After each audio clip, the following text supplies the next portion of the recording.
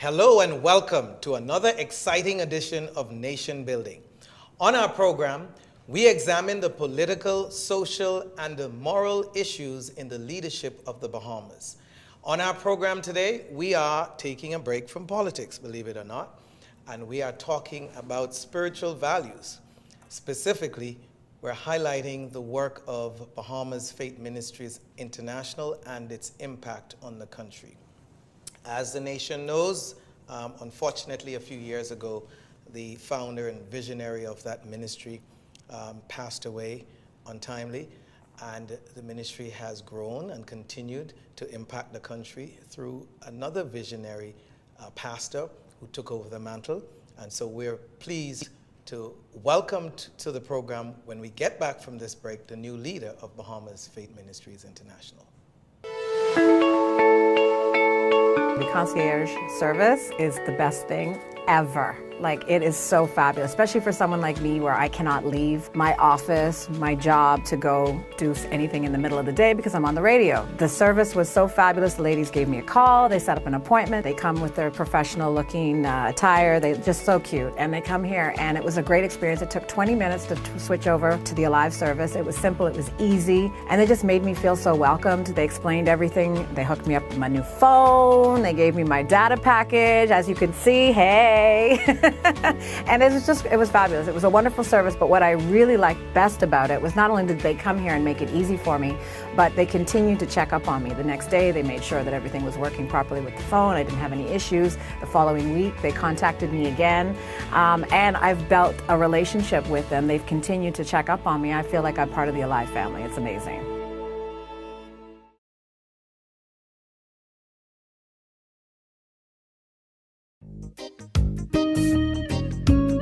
Who said you can't get great quality products at an affordable price? If you want the best quality food products at the most affordable prices, you must pick up the Jamaica Bahama brand of fine quality products at your favorite food store. Products like Jamaica Bahama Coconut Water, the most healthy and refreshing drink on the market. Jamaica Bahama Fruit Punch, the only fruit punch in the Bahamas made from real fruit. Jamaica Bahama coconut milk, green pigeon peas with coconut milk, condensed milk, kidney beans with coconut milk, corned beef, green pigeon peas, mackerel, and corn. Jamaica Bahama's fine line of products is available at all your favorite food stores and convenience stores nationwide. Telephone 351-8282 in Freeport and 341-4091 in Nassau. I don't wanna wait.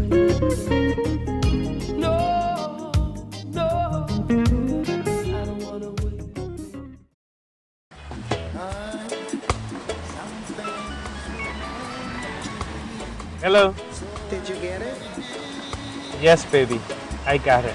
Don't come home without it. These arms of mine, they are yearning for wanting you.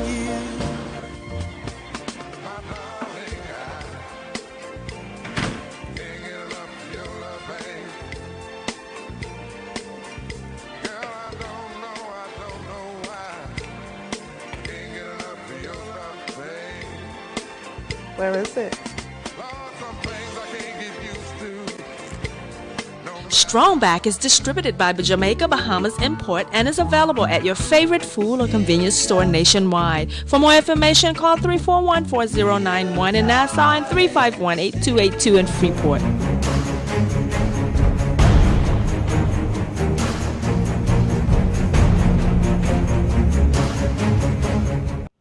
Welcome back to Nation Building. I'm your host, Winston Pinnock, and I'm here today with the new, well, not so new, president of Bahamas Faith Ministries International, and the person of Dr. Dave Burrows. Pastor Dave, welcome back to Nation Building.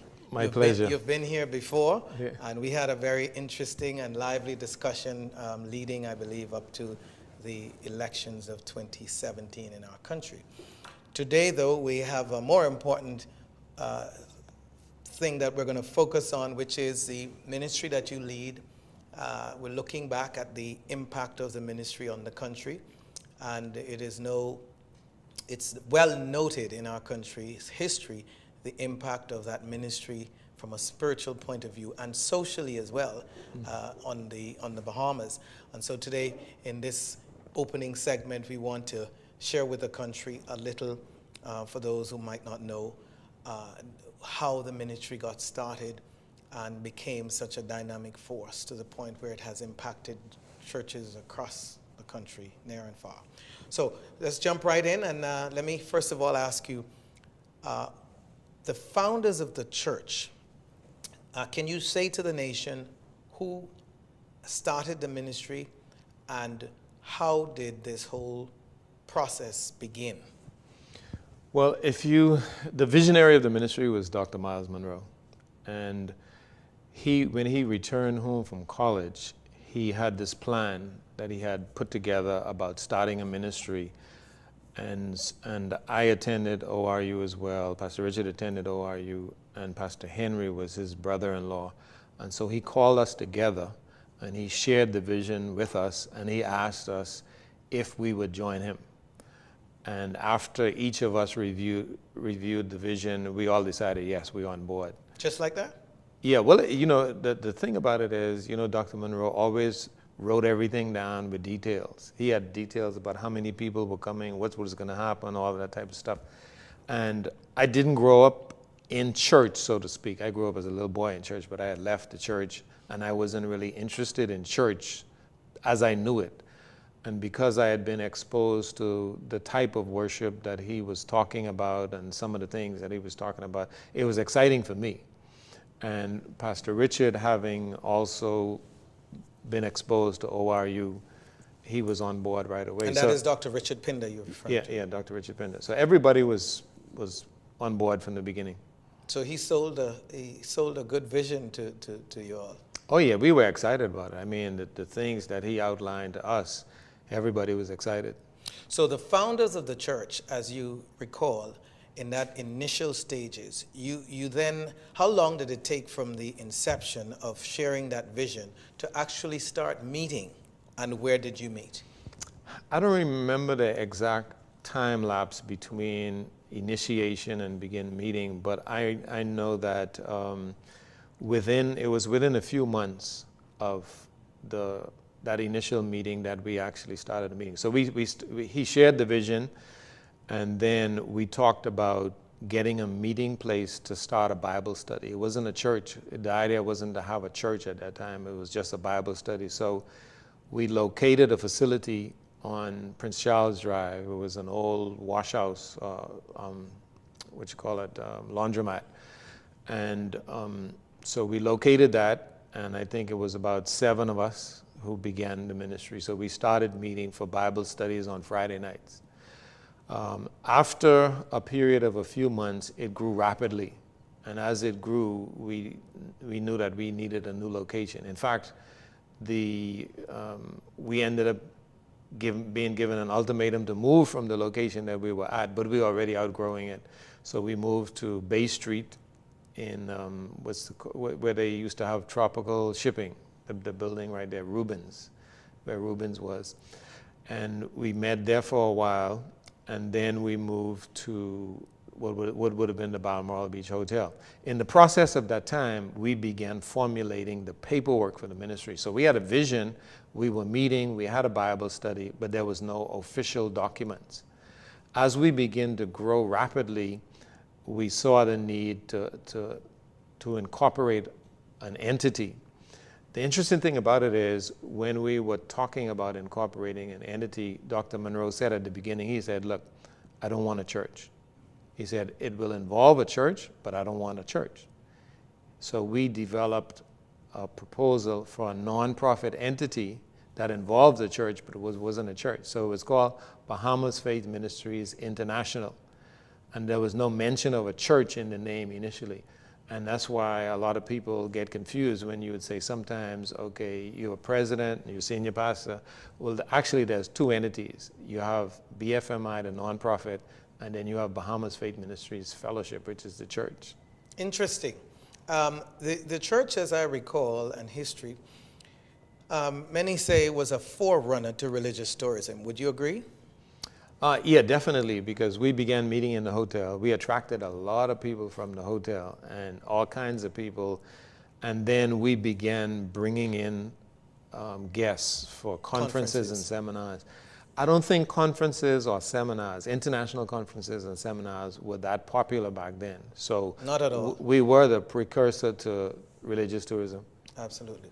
Now, the ministry, I know you may not recall the exact timeline, but as best as you can, from the formation at the wash house to the hotel, rough estimates of the numbers that ended up forcing you to go to the hotel was about what, and the period, if you recall, was about?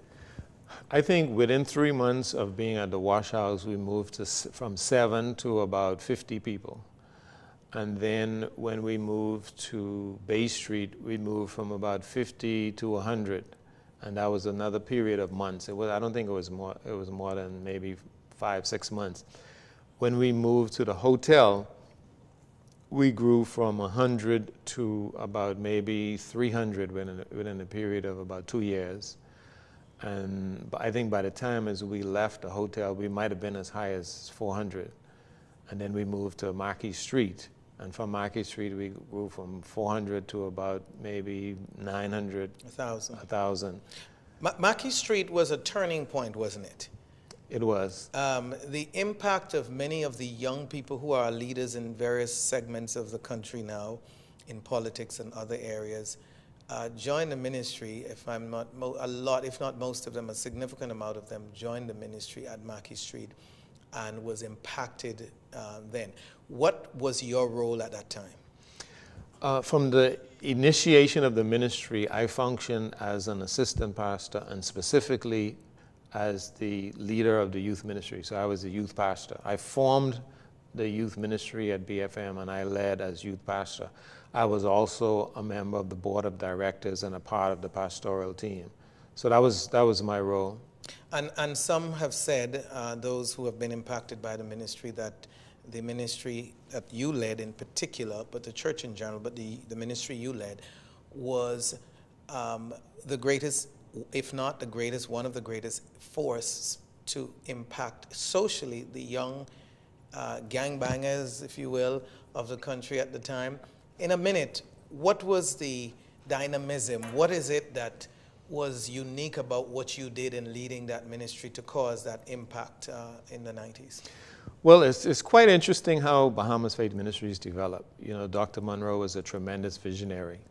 And I came into the picture, basically, I always say that I was an outlaw. I said when we started out with 3 preachers and a gangster. And so I didn't understand church terminology and church methodology. But I had an experience where my life had changed. And so I decided to go out and reach people like me. And that took me to the streets, that took me to the parks. Familiar territory. Yeah. I mean, you know, I began by going into some of the worst areas in Nassau and picking up guys who were gangbangers, drug dealers, bank robbers, and, you know, routinely taking them with me. What made you comfortable doing a thing like that? Well, these were my friends. So you were a part of that community before? Yeah, I was I was a graduate of the University of Warren Street. Okay, interesting. And I guess in a nutshell, having been there caused you to be impactful because you understood the culture there, and you moving fast along in the limited time we have. When the unfortunate events of November 2014 occurred, where the visionary and senior pastor and founder Dr. Monroe passed away, along with Pastor Richard Pinder. Say to the nation how, in that crucial period of transition, how smooth or difficult is it? And I say this in this context. You find that transfer of leadership, whether it's political or spiritual, goes through some difficult times when there is a passing or sudden passing, or even when there's a retirement of a person at the helm. So share with the country how difficult, how challenging that was, how smooth the transition was, if it was. Well, I always tell people, you know, when I got the news of the crash, if you go into the dictionary and you look for a definition of shock, you'll see that picture. I tell you, it was a tremendous shock. I mean, absolutely tremendous shock. And it was very difficult because, you know, we had been together so many years. Our team had been together. We had great plans for the future. The ministry had become a global ministry. Dr. Monroe was probably the most recognized Bahamian in the world at that time. And so it was a tremendous shock. It was tremendously difficult, but what made it easy in terms of transition is that we were all taught to be leaders. We came from a ministry whose motto was transforming followers into leaders and leaders into agents of change. So I was a leader in my own right.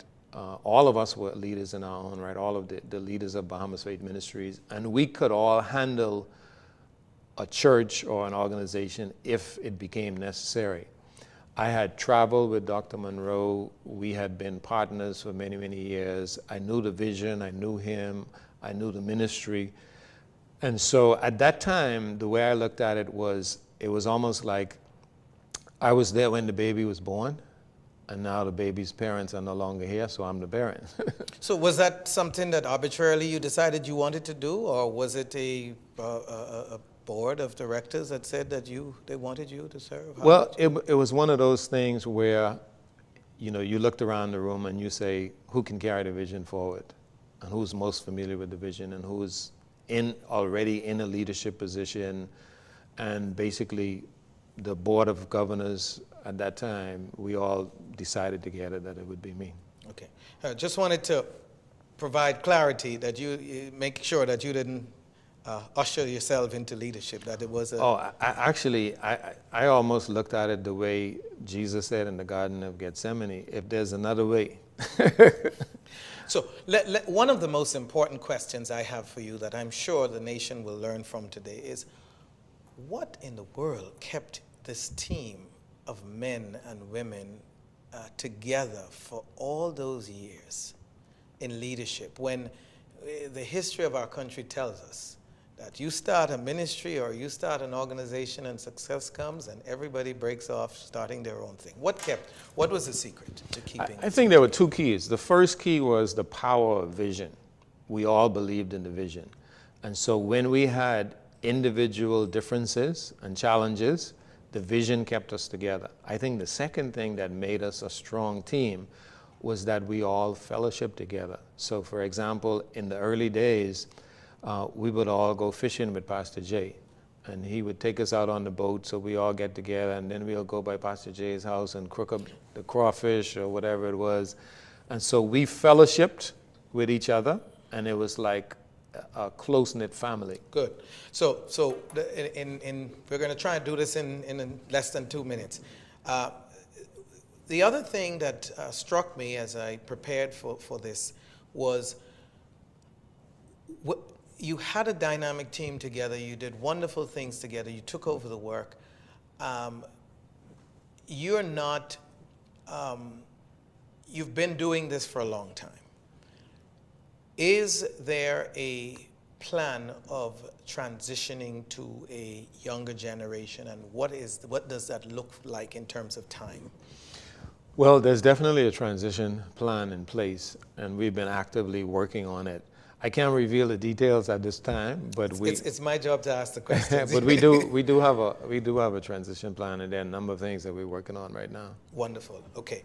And then the final thing I wanted to talk to you about is as we look to the future, what is it that you think is the more outstanding things that the ministry has a desire of doing? Is there any plans to establish branches of the church in other islands or other places? And if you're looking ahead, what's ahead? Well, looking ahead, we are looking to strengthen and build on the vision. The vision is so clear that it's not time-stamped. So let's say, for example, you don't say, well, the vision is going to be 50 years. This is a vision that is open-ended. It's very clear where we're going.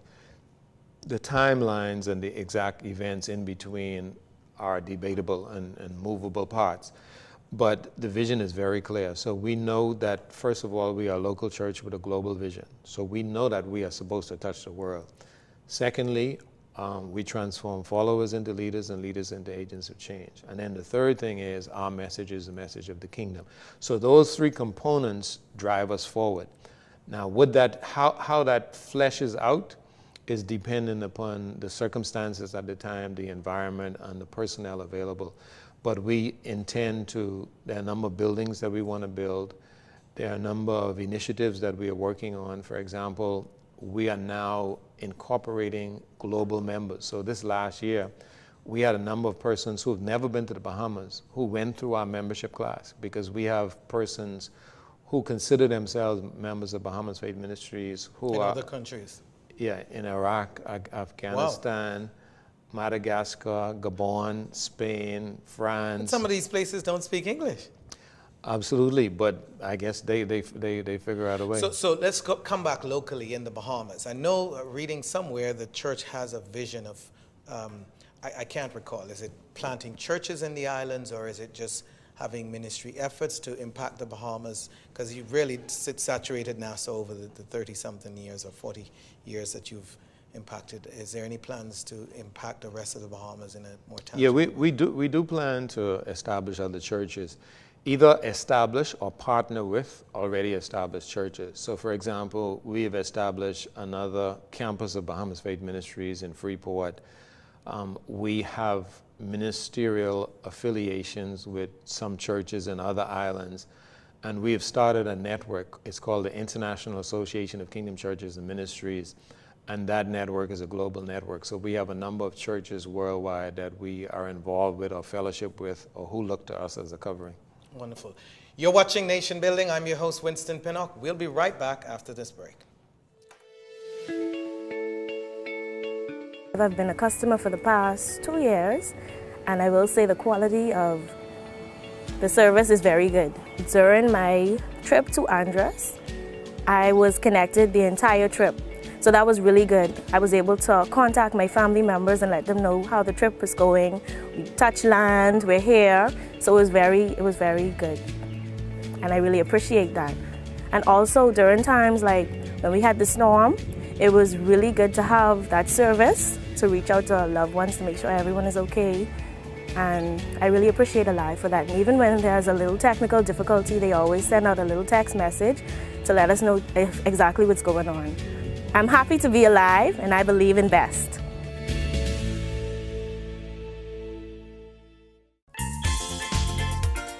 Hello, I'm Wendell Jones, and every time I sit down and I watch JCN television, I drink the Jamaica Bahama fruit juice. It's so pleasing to the palate. I've been cooking Bahamian dishes for generations. I now use Jamaica Bahamas product. The rice is very fluffy, very tasty, and good eating. Jamaica Bahama product is simply the best. As an insurance agent, my life is go, go, go. But whenever I need a refreshing break, it's Jamaica Bahamas Island Mixed Fruit Drink. Good. Hi, I'm Debbie Bartlett from GEMS 105.9 FM. The effect that Island Junkanoo Juice Medley has on me is exhilarating.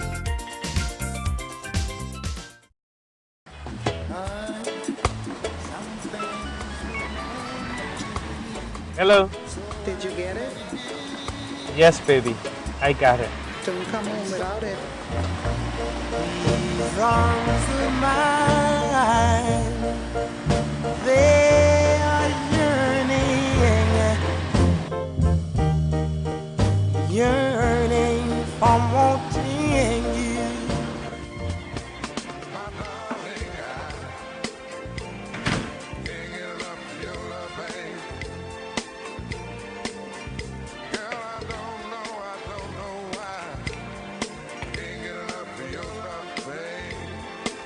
Where is it?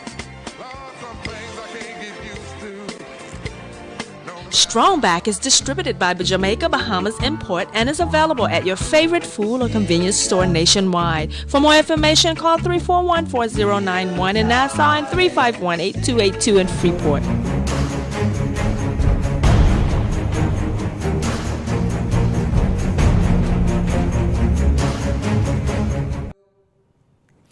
Welcome back to Nation Building. I'm your host, Winston Pinnock, and we are taking a break from politics today. I wonder who's sad.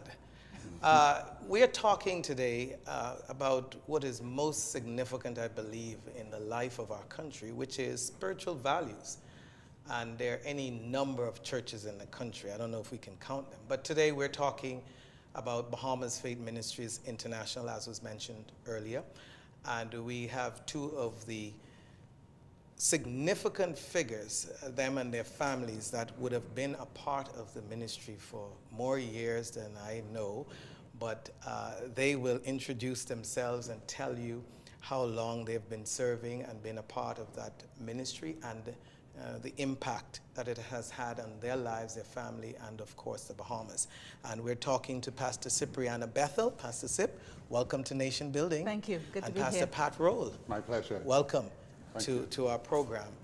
This is a very, very interesting period that our country is going through, and there are many of us who have the privilege to talk to the country that shares the belief and talk to our politicians that the church really is the organization that has the answer. BFM has impacted the Bahamas. There is no question of the transformative impact that the ministry have had. Of course, led in its infancy and the visionary Pastor Dr.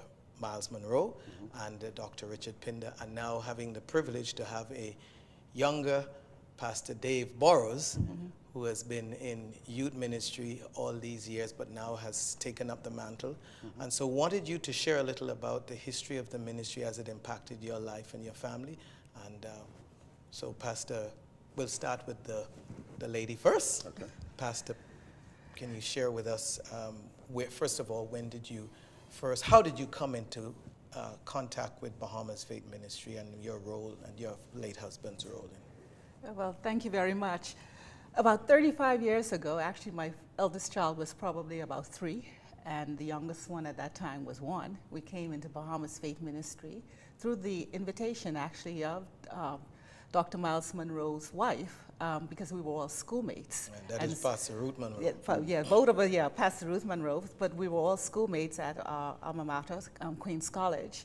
And so we were invited there, and actually I left my husband in the other church, and I just went. You know, was a little rebellious at that time, and he followed. He followed because we wanted something more, and we were able to find that at Bahamas Faith Ministry. And that move has impacted our lives from then to now. We actually understood what they were doing at that particular time, wanting to become change agents in the world that God had called them to, and so we thought that we wanted to be agents of change as well. And just for the record, your late husband, who was the minister of praise and worship, well renowned in the country, the late Pastor Mark Bethel, yes, has been tremendously impactful in his ministry as well. Yes, he was very impacting whilst he was alive. Of course, he learned a lot from Dr. Monroe and Pastor Wesley Smith at that time, who mentored him, and he was able to make a difference in how we worshiped.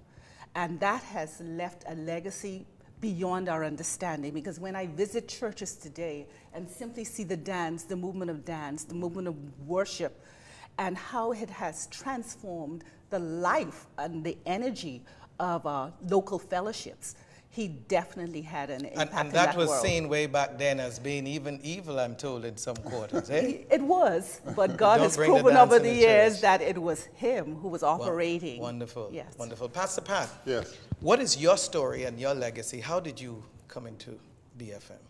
Well, I started in 1982. I had 9 at the time. My wife was pregnant with our first child.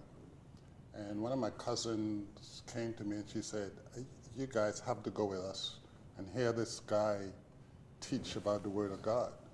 And there was some pushback because traditionally Baptists, we were like, yeah, well, you know, we grew up in this, so we don't need anything new. And I could remember that the Friday night when we got there, he was teaching on... and you're talking about Dr. Monroe. His topic was Caught with a Catch. And I remembered it because here was this little short guy, fella, speaking with so much authority, and not only speaking with so much authority, but being able to go to the Word and show you in the Word that what he was saying was not a fable. It was God, actual words that we sat in churches for years and never understood. And that had an impact on me. And I said to my wife that night, you know, I don't think I'm going back to my church. And I've that same night? That same night. And I said, I got to find a way to say to my pastor that I'm going to start going to another church. Well, of course. You were caught with a catch. I was caught with a catch. And it was significant because I remember the night when we went home, we literally sat up in the Bible, sat up in the bed, and we went through every single scripture that he had spoken about to make sure he was actually telling us what he was saying, because he was going so fast. And we went through and we stayed up the entire night just going through the Word. And it had such an impact on us. I think both of us went back to our several churches once. I spoke with my senior pastor then at the time and told him what I was going through. And then we actually, to make a long story short, started coming to Bahamas Faith Ministry. And that was 1982. And we've been there ever since. Wonderful. And both of your children's, your family, obviously, and your children have been significantly impacted by the ministry. They're all raised in the ministry. Yes. Yes, yes. Interesting that you convinced your wife and she convinced her husband. and both of them, of course, served in significant capacity. Yes. It was the foundational stage of the ministry. Yes. It was. One of the other things that at least that caught us was he was the first person I saw who spoke about a vision that he had, not so much for himself, but for his people. How can I impart this vision that is really my vision, but belongs to everybody? How can I get followers to become leaders, and understanding that every provision that God has for me, it is also there for them? How can they grab a hold of that? And I think when we look around at the Bahamas, when we look at all the ministries in the Bahamas, we see that the impact that his vision had is still affecting the churches now. Yes, and I would totally agree with you. He was a visionary leader, and it was the vision that drove him, but it also drove those who submitted to his authority at that particular time. And that vision really engulfed us in growing and understanding and desiring and wanting more of God's presence in our life. And that we transferred to our children, basically deposited in our children, which basically gravitated them to want to make a commitment to even take a more of a leadership role in everything that they did. And my late husband, one of the things, he knew that he was a leader. He always knew that there was so much more to give. And so through the teaching, which was so vibrant and real and simple, and that was one of the things as well. It was not complicated, even to this day under our present leadership. The teaching is simply simple, and so people could apply, and that's what we wanted. We wanted the simplicity of the gospel and understanding the impact of the kingdom of God in our personal lives, so that we can influence those who our worlds, which we were placed in, and influence them into a relationship with God. So it was the simplicity of the gospel and the teaching, the purity of the teaching, that you could go home and you could research it. You could then share it, because out of it we also had, even before what became known as cell groups, we had small fellowships meetings on Sunday afternoon with our friends and with our neighbors who came to our house, and we just sat after lunch and just shared and researched. So we were able to grow, and that's what I think one of the things that the ministry wanted as well. Having said that, what is it, Pastor Pat Rowe, that the ministries throughout the country have missed that Bahamas Faith Ministries caught onto, and the vision of the ministry that made it so impactful quickly as we get ready to wrap up? I think what it was that when you came to Bahamas, there was always a lot of stories floating around about what quote-unquote Bahamas Faith Ministry is. And I think what they missed was everything that Dr. Monroe and Pastor Richard Pinder had belonged to everybody. Whatever they did it not for notoriety. They did it not because they wanted someone to think they're special. I mean, even when Dr. Monroe and Dr. Pinder wrote their books, they made a point to ensure that everything that they've written is not just for them, but if they leave this for us. I think what churches miss sometimes is because it's fine that I want to be a leader of a church, but my leadership should flow down to my congregation. And if I'm leading, if I'm the only person in the pulpit with knowledge and it's not getting to my congregation, then I will continue to have followers. Okay. All right. Pastor Bethel, Cipriano Bethel, you get the last word today in this segment. Tell the country, what do you see? Is this Bahamas Faith Ministries still relevant in the 21st century?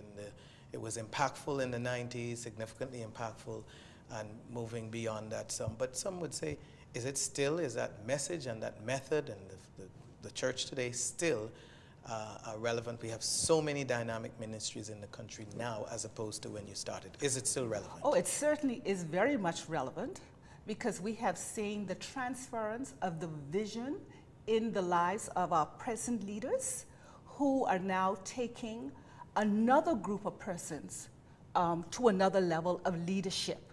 It is very relevant. We have a very strong following. We may be attracting persons a little younger, and that's because of the present leadership having come out of youth ministries. But it's very, very relevant because we deal with the issues of the day, the practicality of applying kingdom principles to living a successful life. And so the teaching is as powerful as it was then. It's just as powerful today. And we ultimately are creating leaders, not today, not just for today. We're creating future leaders, strong leaders who will continue to have an impact on this society, but also we're now even just beyond the Bahamas. We are global.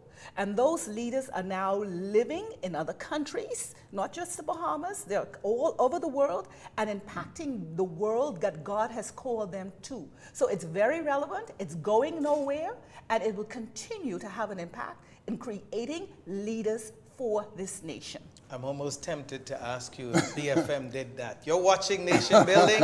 I'm your host, Winston Pinnock. We'll be right back after this break. The concierge service is the best thing ever. Like, it is so fabulous, especially for someone like me where I cannot leave my office, my job, to go do anything in the middle of the day because I'm on the radio. The service was so fabulous. The ladies gave me a call. They set up an appointment. They come with their professional looking attire. They're just so cute. And they come here, and it was a great experience. It took 20 minutes to switch over to the Alive service. It was simple. It was easy. And they just made me feel so welcomed. They explained everything. They hooked me up with my new phone. They gave me my data package. As you can see, hey. And it was fabulous. It was a wonderful service, but what I really liked best about it was not only did they come here and make it easy for me, but they continued to check up on me. The next day, they made sure that everything was working properly with the phone. I didn't have any issues. The following week, they contacted me again, and I've built a relationship with them. They've continued to check up on me. I feel like I'm part of the Alive family. It's amazing.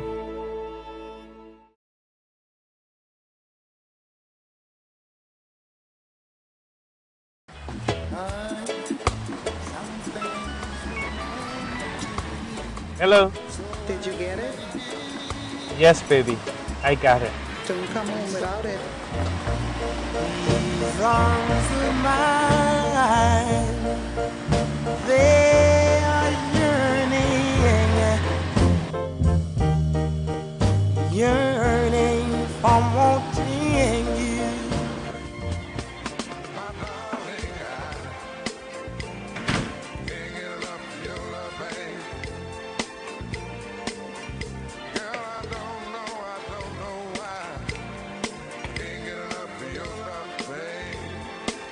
Where is it? Strongback is distributed by Jamaica Bahamas Import and is available at your favorite food or convenience store nationwide. For more information, call 341-4091 in Nassau and 351-8282 in Who said you can't get great quality products at an affordable price? If you want the best quality food products at the most affordable prices, you must pick up the Jamaica Bahama brand of fine quality products at your favorite food store. Products like Jamaica Bahama Coconut Water, the most healthy and refreshing drink on the market. Jamaica Bahama Fruit Punch, the only fruit punch in the Bahamas made from real fruit. Jamaica Bahama coconut milk, green pigeon peas with coconut milk, condensed milk, kidney beans with coconut milk, corned beef, green pigeon peas, mackerel, and corn. Jamaica Bahamas' fine line of products is available at all your favorite food stores and convenience stores nationwide. Telephone 351-8282 in Freeport and 341-4091 in Nassau. I don't wanna win. No, no, I don't wanna win.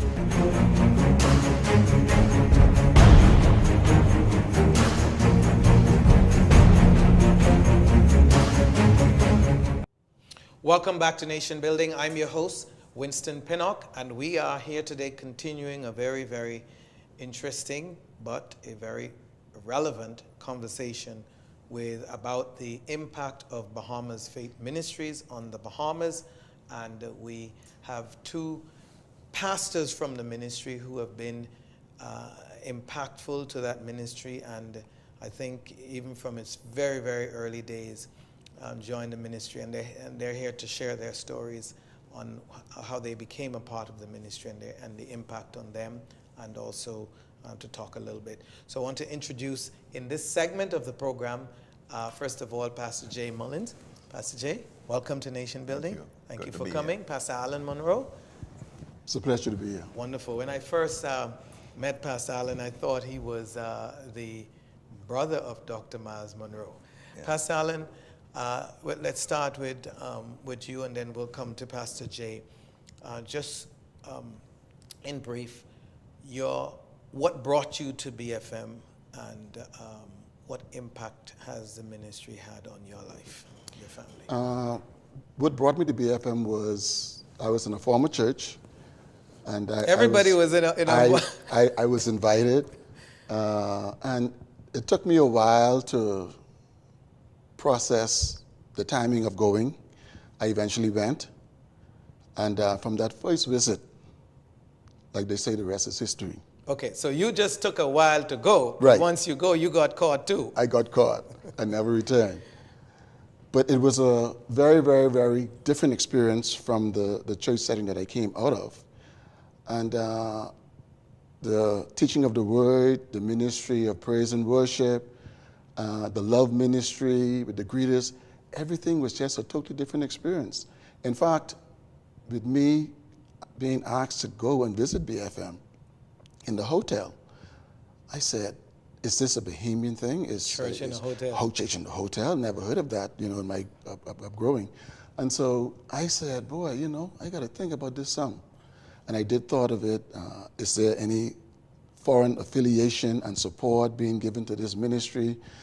Is it all Bahamian? There was just a whole group of questions that kind of flooded my mind, and was processing whether this was really a Bahamian entity that was really being established in the Bahamas that was different.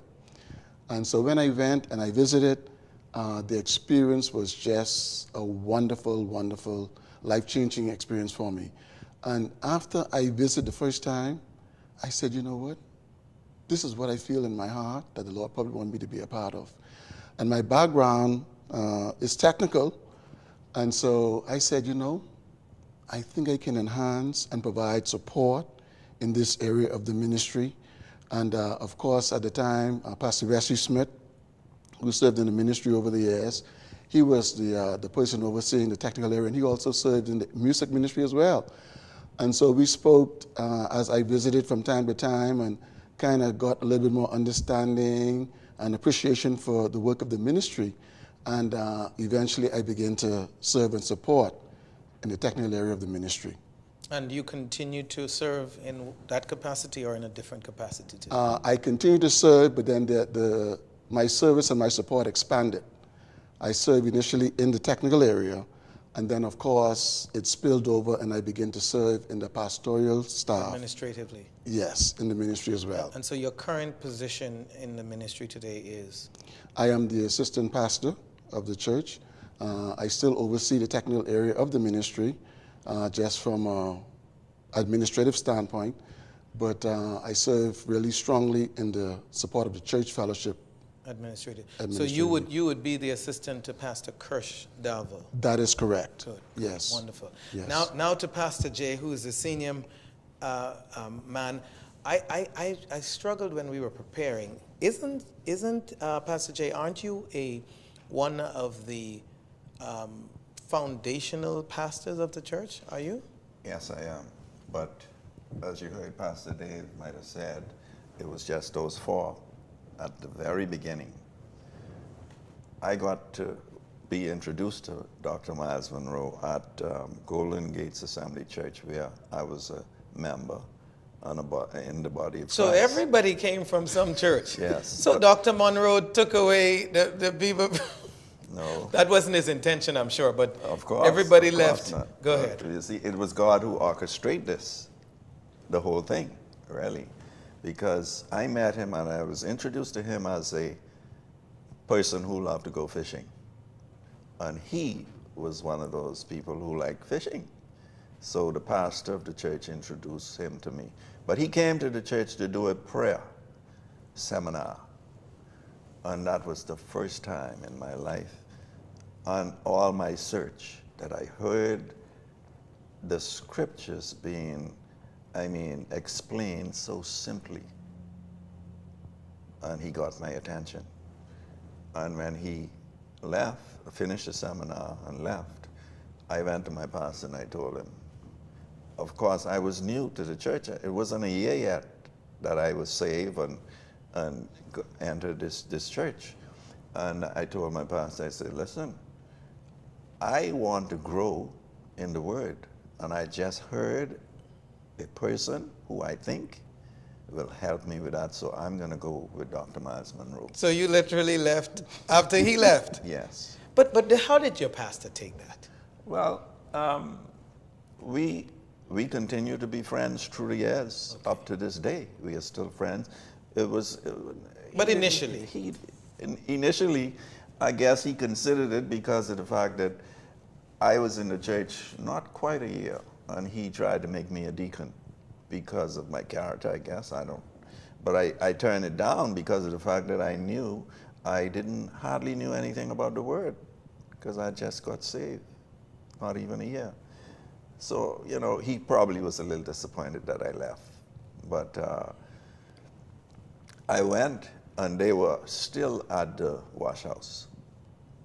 So that was the infancy stage, for sure. Yes, they were still at the wash house.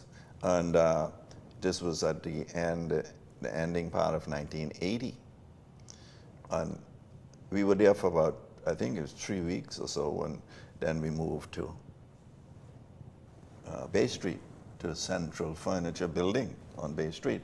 And that is when Dr. Monroe approached me and said, listen, I've been watching you over the past couple of weeks and couple of months, and the Lord told me that you are going to be one of my leaders. Just like that? Of course. I asked him if he was joking.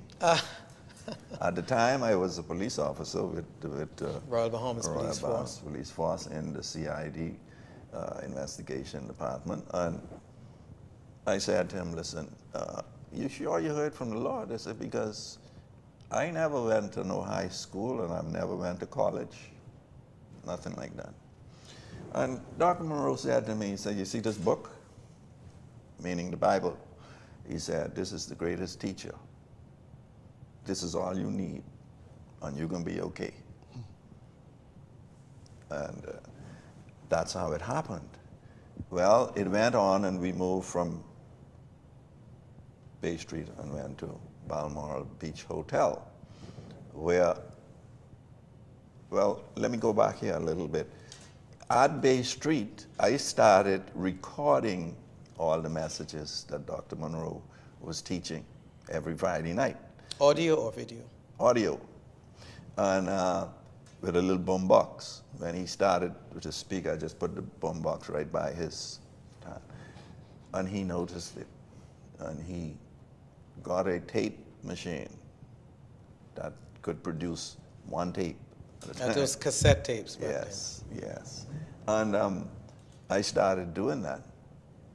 People started buying the tape. I had to take orders and prepare them during the week for the next Friday, so when the people come, they have their tape. And then we moved to Balmoral. Innovation. Yes. At the time. And we moved to Balmoral Beach. And Dr. Monroe said to me, listen, I want you to develop a tape ministry. Of course, that was foreign to the Bahamas. No church has ever done that before then. And I said to him, I don't know anything of it, you got to show me what to do. Well, watch the wisdom of God here. Dr. Monroe arranged for us to go to Tulsa. He took me to Tulsa, introduced me to T.L. Osborne Ministry, Kenneth Hagin Ministry, Oral Roberts Ministry, and another ministry at the time was called Faith Christian Center, which was in North Tulsa. And he introduced me to them. And they showed me their tape department and how they operate and how they made all the tapes and all that kind of stuff and put them together in packages and everything. And I came back to the Bahamas, in Bahamas Faith Ministry, and started working on a tape ministry. I was, at the time, still a police officer working in CID. So there was times like 2, 3 o'clock in the mornings, I was down at the Balmoral Beach in this little room preparing people's tape for the following Friday. And that's the way that started. So that's the foundation of that, which of course developed and blossomed to exporting stuff overseas. We don't have time to get into all of it, but that certainly was innovative to know that you had the initiative to get that started and to move along. Let me ask you then, in the limited time that we have, as you look back at all those years, and we've heard the refrain over and over again, and let me just quickly ask you, do you agree with the sentiments expressed by the now senior pastor and others about the reason as to why you all stayed together for the over 3 decades? Of course, I agree with it, because that is the way it really happened. So looking ahead, what do you see for the future of this ministry that you have invested your life in developing, that has impacted the country? What do you see ahead? Well, like you have heard, the vision is still alive and real, and it's still open. We still follow this vision, and there are plans for the future in the vision that we believe in. You know, it was things like him taking me to Tulsa to show me these ministries that caused me to become really in touch with the ministry. And then let me tell you one little short story. We were in Tulsa a couple of years later at Carlton Pearson Church. Oral Roberts walks in the church by himself, came up and sat in the second row while Miles was teaching. And then he never do that. He always had a driver and somebody with him.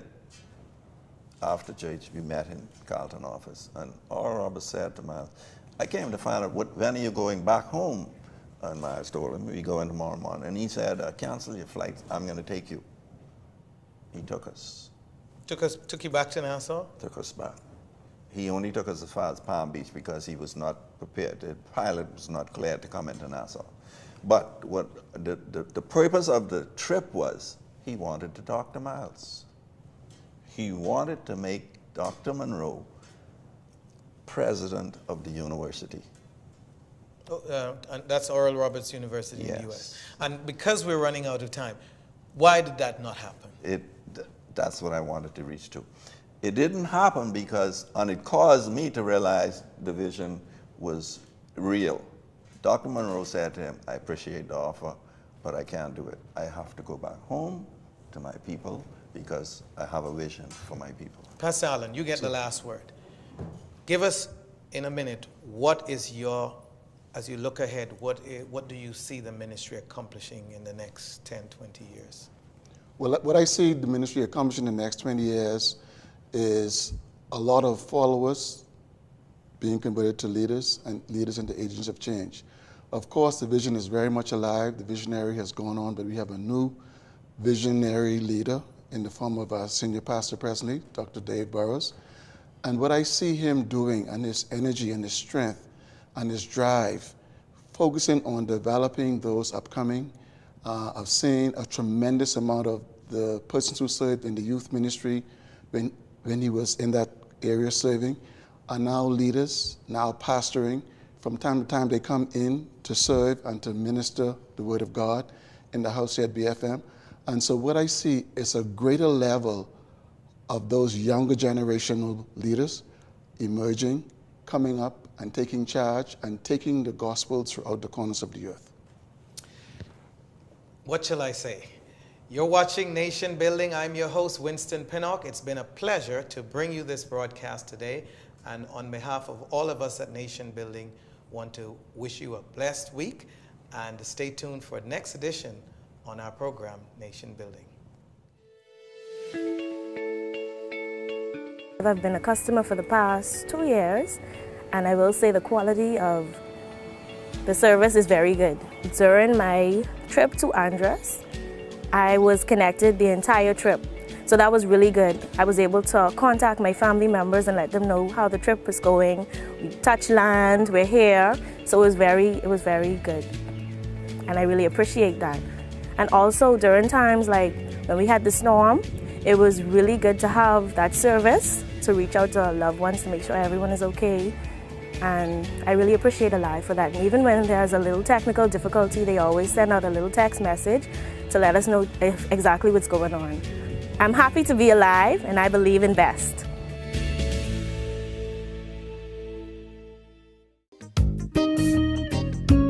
Who said you can't get great quality products at an affordable price? If you want the best quality food products at the most affordable prices, you must pick up the Jamaica Bahama brand of fine quality products at your favorite food store. Products like Jamaica Bahama Coconut Water, the most healthy and refreshing drink on the market. Jamaica Bahama Fruit Punch, the only fruit punch in the Bahamas made from real fruit. Jamaica Bahama coconut milk, green pigeon peas with coconut milk, condensed milk, kidney beans with coconut milk, corned beef, green pigeon peas, mackerel, and corn. Jamaica Bahama's fine line of products is available at all your favorite food stores and convenience stores nationwide. Telephone 351-8282 in Freeport and 341-4091 in Nassau. I don't wanna win. No, no, I don't wanna win.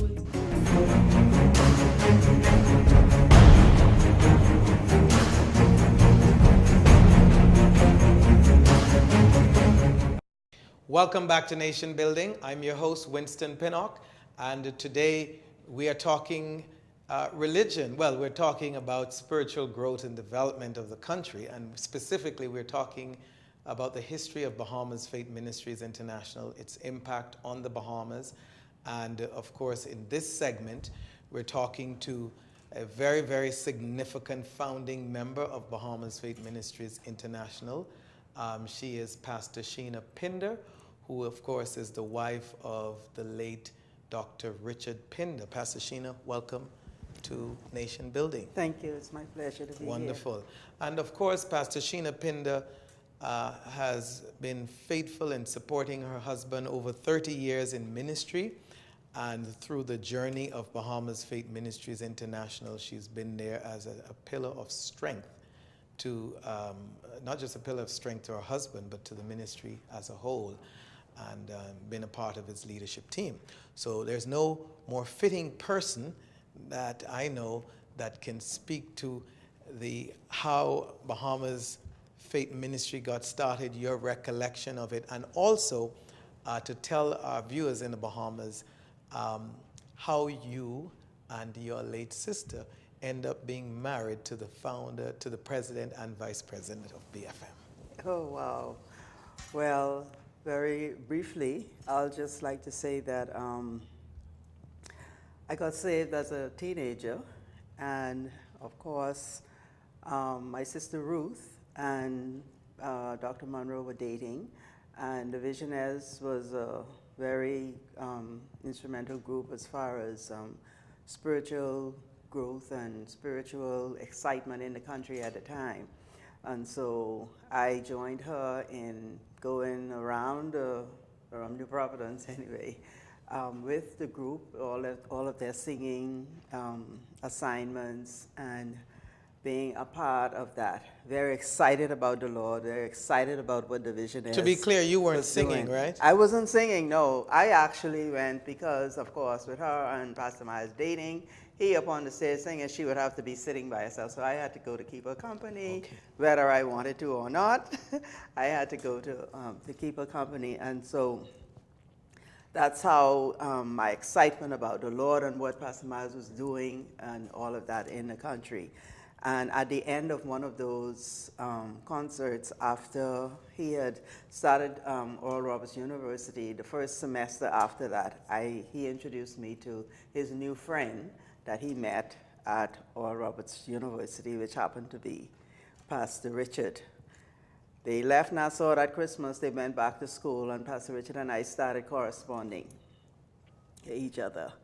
And that is really how our relationship began. Just corresponding, talking as friends, telling me about himself, and then we would come home during the summer. So the entire time of our dating, he was in college, either at ORU or University of Kentucky. But we were dating all through his college years. And that relationship grew, of course. And then I started hearing about this vision, about all of the talks he and Pastor Miles had at school, because I of course didn't know about any of this before.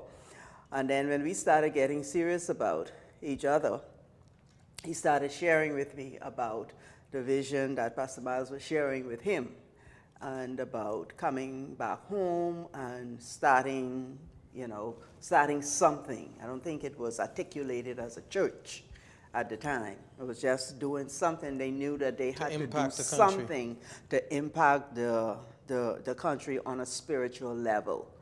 And we were very excited, very young, very excited about it. I was 22 years old when Bahamas Faith Ministries started. And I remember the excitement that we started adding those with. numbers Yes. of years don't reflect how you look at all. Why, thank you. Thank you. Yes, I was 22 years old and very excited and serious about God, wanting to grow in the Lord, wanting to see so many things that I couldn't articulate at the time. I only knew that the excitement was there to just do things for the Lord, to just grow in the Lord. So specific, all right, so you've shared basically, because I know we have a limited time, you've shared the love affair, how the couples got together, and then of course they came back home and you all got started. Yes. In a minute, how precisely though did the formation of the church occur and the 4 or 5 men or couples that came together? Well, when we started, we came together as a group, Pastor Miles, Pastor Ruth, Pastor Richard and myself, Pastor Henry and Sheila, Pastor Francis. Dave, Pastor Henry and Sheila Francis, Pastor Dave Burrows, who was not married at the time. And we started just meeting together, talking about the vision, and then we started meeting together just for prayer. Because from the beginning, I think, God helped us to realize that if we were going to make an impact, then we had to grow together as a team. Because team building and the strength of the team was what was going to carry the vision forward. So we spent a lot of time together, fellowshipping, praying together.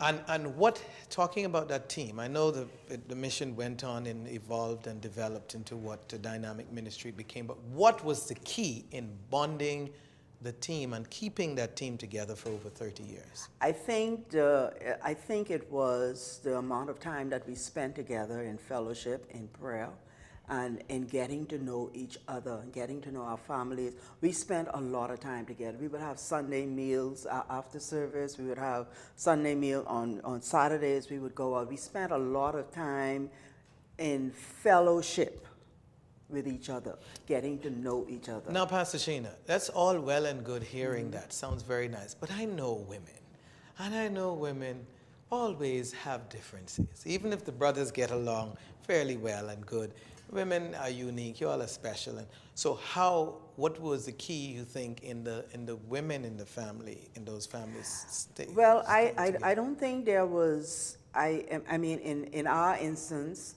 we all got along very well from the beginning.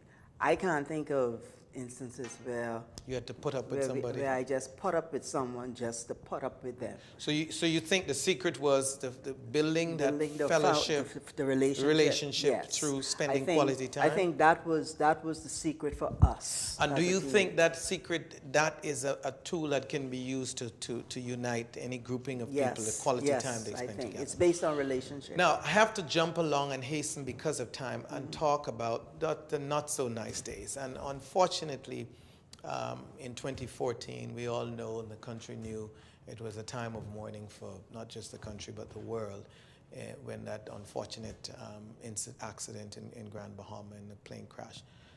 And so my question for you is, for the benefit of people in our country who have faced misfortune and challenging situation, tragic situation, wanted you to take a minute or two and just to share under such circumstances, what was the secret to you managing over the last several years and coping and making it through to presenting, sitting here today and just looking at you, you wouldn't recognize that there was a great loss in your life. You've really handled this as great as anybody I know.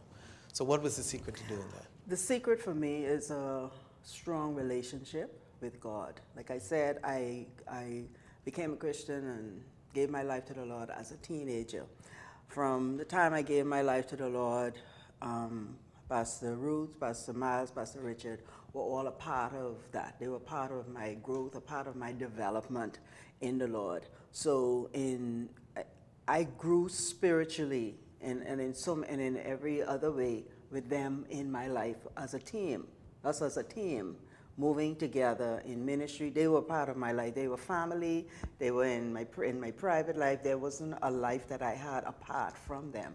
So in 2014, the devastation was great. And without the Lord, I would not have made it, because He helped me to refocus on Him as opposed to refocus on what I had lost and on myself. And grieving and thinking about me and what I had lost. He helped me to refocus on Him and who He was to me and my relationship with Him, and the fact that I might have lost, yes, but He was still there. He was still the reason for me being here, and I still had Him to help me go through it. Mind you, I still had and still do have those very bad days when I want to have a pity party, because I think I deserve to have a pity party. You know, I think I deserve to have a day when I just sit down and mope and moan. But the Lord, He never allows that to happen. He always has someone to call me, someone to send me an email or WhatsApp or whatever, someone to come by to just encourage me in the Lord. And that is what He has been doing. And I think it is mainly because I had a relationship with Him, a firm, serious relationship with Him long before 2014. So you cannot wait until the crisis happens before you start getting a relationship with the Lord. It's too late then. You need to be in that relationship. And before just for history and the record, at any point in that planning of that trip, were you scheduled to be a part of that trip? To Freeport. To Freeport. Yes. Well, I, as one of the coordinators for the conference, I would always have to go down ahead to make sure that everything is set up and all of that. And so initially, we were all scheduled to go down on the Saturday, and then plans were changed, and the entire staff was going down on Sunday. So I knew I had to go ahead of time. So you were never so scheduled? I was never scheduled to stay behind. The last question I have for you is, you are the sole survivor of the couple, the president and vice president, and that initial team. And I know there are others, Pastor Dave, who's now the president, who started, but their children, I think 4 kids, the adult children of the couples that led the ministry that was left. And I think one of and this is something I heard from several people in those difficult days, that you were the strongest person that God could have chosen to have been left to steady the family, if you will. Was that true, really? Well, and how are you managing, and even to now, to continue to provide I don't support? know that I was the strongest one. All I know that I was the one that was left. That the Lord took those 3 home. He left me with my 2 kids and with Pastor Miles and Pastor Ruth kids. The good part about that, and the part that I see as so strategic, is that from Charissa and Charo Monroe were infants. I have been a part of their life from the time they were born. Richard and I were recognized even by their parents as guardians to them when they traveled to be here. We took them to school and to take care of them. And so my role in their life has always been right there, almost like a guardian to them. So in 2014, when that happened, the need or the responsibility of just surrounding them was just a continuation. It's a natural process. Just a natural process. And so we're closing. So what I would like for you to share in closing is the future of Bahamas Faith Ministries International. Pastor Dave Borras has taken over. We have a part of the earlier part of this program has the interview with him and others. But what is your vision or your hope or your dreams for the ministry in a minute? Well, the good part about it is that I see Bahamas Faith Ministries continuing on the course that it has always been on. God in His graciousness has allowed us to kind of move right in with Pastor Dave, who was there from the beginning, so it isn't like he had to learn anything about Bahamas Faith Ministries. He has always been there. And so I am very comfortable with where the Lord is taking us, the leadership that we have in place now, the leadership of Pastor Dave and Pastor Angie in taking the ministry forward and staying on course with the vision. Wonderful. Thank you so much for coming and sharing your story with the pleasure. viewers in the Bahamas. My On pleasure. behalf of all of us at Nation Building, it certainly has been a great opportunity to present this to you today. And stay tuned for the next edition right here on Nation Building. Have a great week.